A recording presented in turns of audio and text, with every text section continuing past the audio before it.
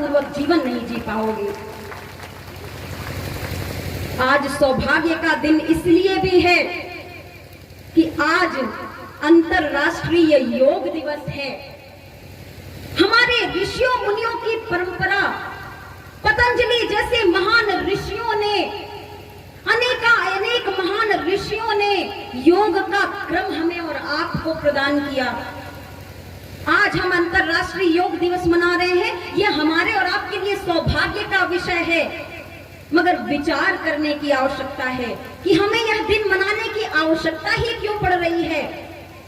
हमें यह दिन मनाने की आवश्यकता इसलिए पड़ रही है क्योंकि आज समाज से जागरूकता खत्म हो गई है। हम भटक गए अपने ऋषियों मुनियों के मार्ग से। ऋषियों मुनियों का जीवन आप उठा करके देखिए, उनके चरित्र को उठा करके देखिए। योग की ही तो शक्ति थी कि हजारों सालों तक जीवन जिया करते थे। आज तो मात्र औसत उम्र 60 या 70 साल में आकर के रह गई है। आज से 50 साल पहले भी यदि आप देख लें तो हमारे जो बाबा दादा की उम्र थी 100 साल पार कर जाते थे। 100 साल की उम्र का जीवन जीते थे। कैसे जी सकते थे, कैसे जी पाते थे? वो ऐसे जी पाते थे क्योंकि मेहनती थे, वे योग करते थे।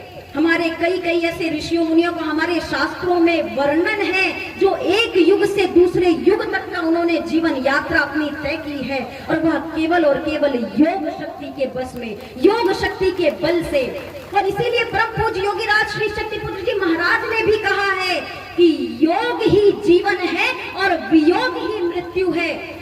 कि यदि वास्तव में आप जीवन जीना चाहते हो, यदि वास्तव में आप जीवन जीना कैसे सीखा जाता है, कैसे जिया जाता है, यदि आप वास्तव में अपने जीवन का पूरा आनंद लेना चाहते हो तो योग को अपने जीवन का अभिन्न अंग बना लो। दिन भर की भागा दौड़ी करते हो, धन कमाने के लिए परेशान रहते हो, सुबह उठते ही आपके दिमाग में चारों तरफ से चलने लग जाता है कि कैसे हम आज बिजनेस को बढ़ाएंगे, कैसे हम आज धनार्जन की ओर आगे बढ़ेंगे। हर चीज के लिए समय निकाल लेते हो, खेती किसानी के लिए भी समय निकाल लेते हो, घर परिवार के लिए भी समय निकाल लेते हो, अपने आराम के लिए भी समय निकाल लेते हो। मेरी आपसे निवेदन है, आपसे गुजारिश है मेरे भाइयों बहनों कि अपने पूरे 24 घंटे में केवल 1 घंटे आप अपने लिए निकाल लो, अपने जीवन के लिए निकाल लो। मत दौड़ो इस अंधी दौड़ में, इस दौड़ का कोई मतलब नहीं है। एक ना एक दिन सभी को नष्ट हो जाना है। इस काया को छोड़ करके आपको आगे की यात्रा तय करनी है। इसीलिए योग को अपने जीवन का अभिन्न अंग बना लो। नित्य प्रतिदिन संकल्प ले लो कि 1 घंटे हमें योग के लिए अवश्य देना है। यदि योग में आप कुछ नहीं जानते हो कि कैसे आरंभ किया जाए, क्या किया जाए, तो प्राणायाम की शरण लो। यही हमारे अष्टांग योग ने सिखाया है। यम, नियम, आसन, प्राणायाम, प्रत्याहार, धारणा, ध्यान, समाधि।